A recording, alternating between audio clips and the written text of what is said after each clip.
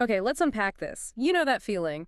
The alarm goes off and the bed just pulls you back in. Oh, definitely. Or maybe it's that huge to-do list, and suddenly, I don't know, cleaning the grout seems incredibly urgent. Right. Even John Steinbeck wrote about it, didn't he? He said something like, given the smallest excuse, one will not work at all. It's just this battle we all fight. It really is, and that's exactly what we're digging into today. Think of this as a way to get your head around some complex ideas quickly without getting totally bogged down. Sounds good. We've pulled together some really interesting stuff.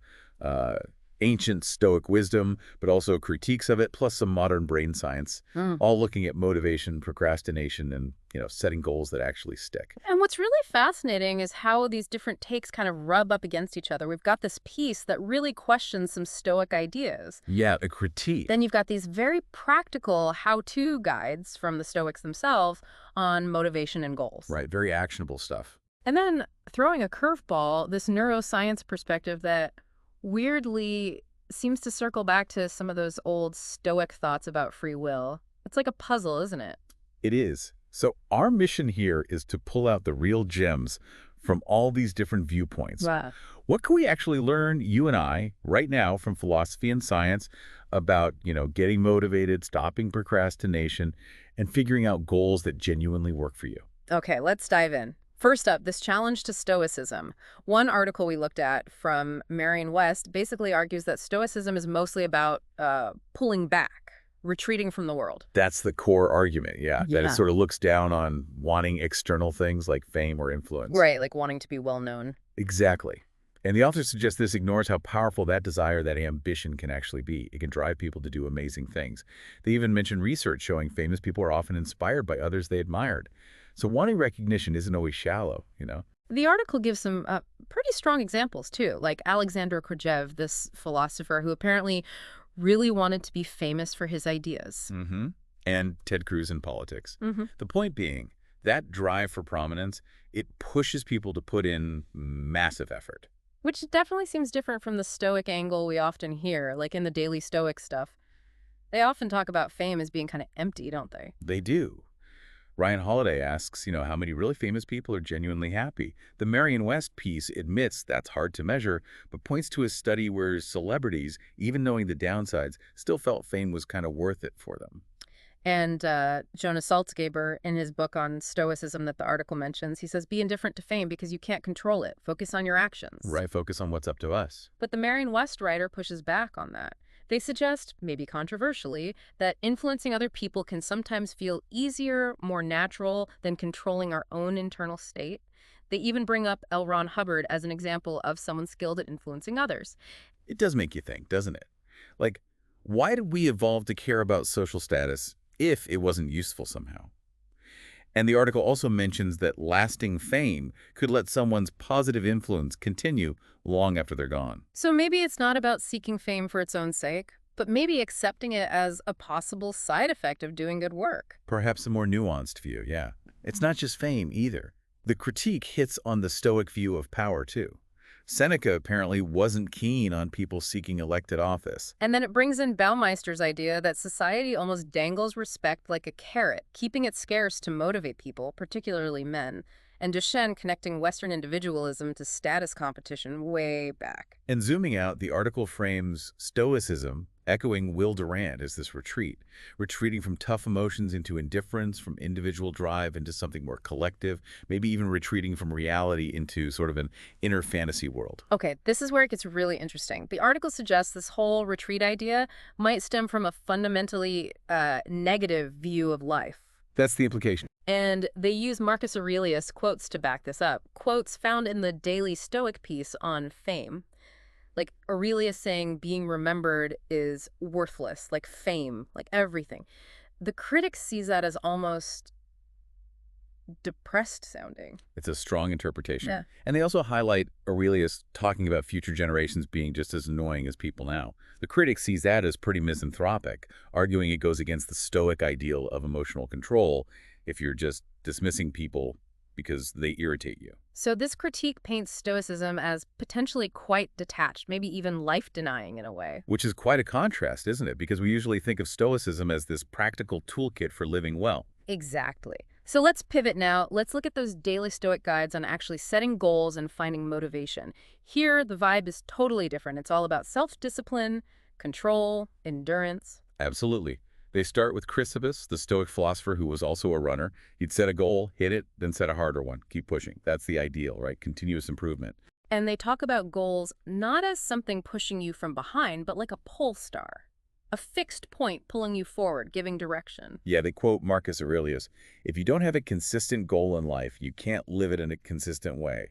And Epictetus, just straight up, first say to yourself what you would be, and then do what you have to do. Simple but powerful. And Marcus Aurelius lived this, didn't he? He consciously aimed to be a good emperor, despite all the power and temptation. That was his goal for his character, deciding who he wanted to be. And Seneca's quote fits right in. If one does not know to which port one is sailing, no wind is favorable. You need that destination. Crucially, though, the Stoics say, set goals you actually control. Marcus Aurelius again. There is never a need to get worked up about things you can't control. That classic Stoic distinction. Focus on your effort, your choices. The things Epictetus called up to us, not external stuff like whether you actually win the prize or get famous. And don't spread yourself too thin. Don't have too many goals. Marcus Aurelius asking, is this necessary? That's a great filter. Seneca warned against being pointlessly busy and being totally lazy. Find that focused sweet spot. Yeah, avoid the frantic running around, but also avoid just stagnating. And make sure the goals are yours, not just to impress others or get applause. Like we said, the Stoics saw external validation, fame, wealth, as things outside our direct control, so they aimed for indifference towards them. It's about what you value. But it's not just abstract. The Daily Stoic emphasizes making goals concrete. They mention James Clear's implementation intentions from Atomic Habits. Right, that study about exercise. The group that specified exactly when and where they'd exercise Monday, 6 p.m. at the gym, they were way more successful. It makes abstract goals real, actionable. It does.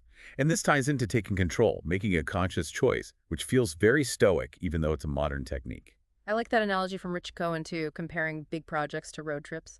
Just commit to a minimum distance each day, no matter what. Small, consistent effort. That builds momentum, and it leads right into the Stoic idea of trust the process.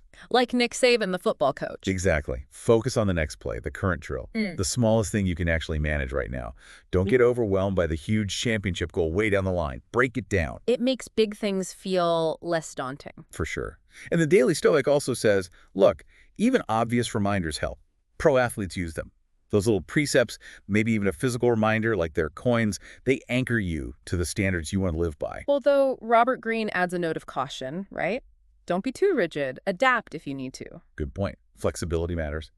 And another big one, who you hang out with. Oh yeah, the Stoics were big on that. Epictetus, Cicero, Seneca, Goethe too. Surround yourself with people who lift you up, who make you better. As Epictetus said, keep company only with people who uplift you. And it wraps up with this make it happen vibe, using Amelia Earhart's story. She grabbed a chance, even though it wasn't perfect, to fly the Atlantic. To start, take action. Build that momentum. Which brings us neatly to procrastination, that thing we all know so well. Ugh, yes. The Daily Stoic Guide points out, hey, this isn't new. Seneca saw people always getting ready to live but never actually doing it. Sound familiar? Painfully so. They bring in Stephen Pressfield's concept of the resistance, that internal force stopping you. Often it's just fear, isn't it? Fear of the unknown, fear of failing. Marcus Aurelius had a great quote for that. Don't let your imagination be crushed by life as a whole. Ask, why can't I endure it? You'll be embarrassed to answer. Basically, face the fear. And Seneca reminds us, we suffer more often in imagination than in reality. So true. Okay, so the Daily Stoic gives us 9 Stoic tactics to fight this. First, action by action. Back to Nick Saban. Just the next small step. Focus only on the task right in front of you. Second, create a routine. Stoics loved routines. Musonius Rufus, Seneca. They knew habits give you control, reduce decision fatigue. Think of Haruki Murakami and his writing routine. He finds it almost hypnotic, frees him up creatively. Makes sense. Less energy spent deciding, more energy for doing. What's third? Use a counterforce. When you feel that pull to procrastinate, do something good instead. Go for a walk. Or do what Austin Kleon calls productive procrastination. Tackle a different, maybe easier productive task. Keep moving. Trick yourself into being productive. I like it. Fourth, get one small win. Just start something small. Get that initial boost. Remember Zeno. Well-being comes from small steps. Fifth, remind yourself of the archer. The archer. Yeah, Massimo Pigliucci explains it. The archer controls their stance, their aim, their release, the process. They can't guarantee hitting the bullseye because of wind or whatever. Focus on your form, your effort, what you control. Okay, the process, not the outcome again. Got it. Number 6. Be ruthless to the inessential. Feeling overwhelmed makes us procrastinate, right? So, cut out the noise. Focus on what truly matters. Marcus Aurelius, Seneca, they were all about this. Trim the fat. Makes sense. 7th. Create a sense of urgency. Use Parkinson's law work expands to fill the time. So maybe give yourself less time. And remember, memento mori, you're mortal. Life is short. What's truly important right now? A bit morbid, but effective. Okay, 8. Back to people. Associate with people who inspire. They mentioned research showing how friends' habits, even their happiness levels, can actually rub off on us. So choose your company wisely. Your environment matters. And the last one, number 9. How to beat the resistance. Instead of fighting that procrastination urge head-on, maybe redirect the energy. Do something productive, even if it's small, to build momentum. Jerry Seinfeld apparently talks about finding the pain you're comfortable with, like maybe writing jokes is hard, but it's less painful than not writing. Find the least bad option to get started. Kind of. And Ryan Holiday's advice is just do it now. The future's uncertain. Act now. The section ends by echoing Zeno's small steps make a big difference and suggesting we design our days consciously, like a productive Saturday, choosing what we do. Okay, so we've talked goals, procrastination. Let's look directly at motivation. The Daily Stoic has an ancient guide for that, too. It kicks off with Marcus Aurelius again, right? That internal chat he has with himself. Yeah, basically asking himself, why am I getting out of bed? Yeah. To do the work of a human being, not just stay warm. It's about purpose. And they bring back Pressfield's resistance. Motivation is just. Yeah. Whatever helps you fight that resistance. A key part of that fight, having a plan. Avoids chaos, avoids decision fatigue. They use the analogy of Bill Walsh, the football coach, scripting his first plays. Seneca's life without design is seen as a kind of inner chaos the Stoics wanted to avoid. So structure helps motivation. Definitely. They talk about fuel the habit bonfire, quoting William James, make habits your allies. They even give an example daily routine. Automate the good stuff. And winning the morning comes up again. Marcus Aurelius knew starting strong sets the tone. Absolutely. They also push journaling. Marcus Aurelius did it. It's about being honest with yourself, training your character, and reading philosophy and history daily. Make it a practice. And finally, Back to Zeno. Small steps. Yeah. Consistent effort is the path to big goals. we also saw that piece from the Marginalian focusing just on Marcus Aurelius and that morning struggle, really drilling down on his self-talk. Were you born just to stay comfortable or to act? That sense of duty, of purpose. It's a powerful framing. Okay, so now for that pivot into neuroscience, the Frontiers article. It makes a really interesting case that modern brain science actually lines up pretty well with the Stoic view on free will. How so? Well, it challenges that hardcore deterministic view that everything's just unconscious processes firing off. It suggests we can guide our thoughts and actions, much like the Stoics said, by consciously evaluating and choosing whether to accept or reject impulses or external impressions. Okay. The key concept they use is second-order desires. It's like you have a desire, first order, say, to eat cake. But you might also have a desire about that desire, second order, like wishing you didn't want the cake because you want to be healthy. Wanting to want something different. Exactly. And this ability to reflect on and regulate our initial impulses, that's where self-determination comes in. They call this view hierarchical compatibilism.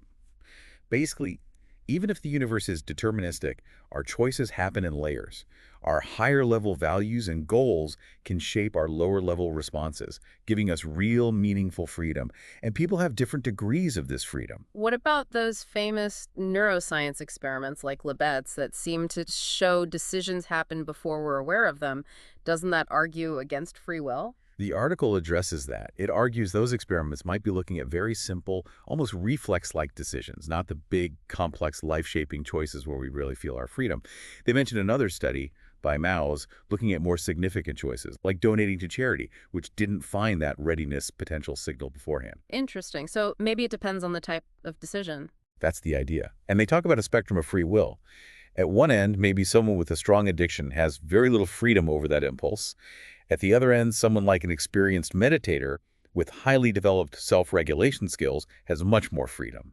So self-regulation is key. Yes, and they clarify they use self-regulation and self-control kind of interchangeably here. It's about guiding yourself based on your values, not just brute force suppression. And the article suggests that by understanding who we want to be our values, we can make small, intentional choices over time that gradually change us, reinforcing a consistent self. Precisely. It counters the idea of an infinite loop, I want to want to want, by saying deliberation is about checking those immediate desires against our deeper second-order values. Does this align with the person I aim to become? Okay, so it connects back to having that pole star goal for your character. Exactly. The neuroscience suggests our freedom lies in this capacity to shape our impulses according to our considered values. By paying attention, reflecting, and making conscious choices, we become more self-determined. It's a striking parallel to the Stoic emphasis on reason and virtue guiding our actions. Wow, okay. So wrapping this all up then, hmm it feels like Stoicism, despite some of those critiques about ambition maybe, still offers a really solid practical framework. Definitely. For goals, for motivation, for tackling procrastination. Focusing on what you control, setting clear intentions, breaking tasks down, building good habits, this stuff is timelessly useful. And it's really cool how the neuroscience seems to back up that core Stoic idea of our ability to self-regulate, to consciously shape ourselves over time. It gives a scientific basis for that feeling of agency. It really does. So for you listening, maybe the takeaway is to think about your own goals. What really drives you? Are you focused on what you can control? Maybe try out some of these techniques. Set an implementation intention for something tomorrow. Break a big task into tiny steps. Notice the people you spend time with. Do they lift you up? And maybe spend a little time thinking about those second-order desires. What kind of person do you genuinely want to be? What values matter most? Yeah, how can your moment-to-moment choices start reflecting that vision more consistently? So maybe the final thought to leave you with is this. How can you consciously choose who you want to become and then start actively building that version of yourself, step by step, using these ancient ideas and modern insights? Because remember, Zeno, those small steps, taken consistently, they really do add up to something big.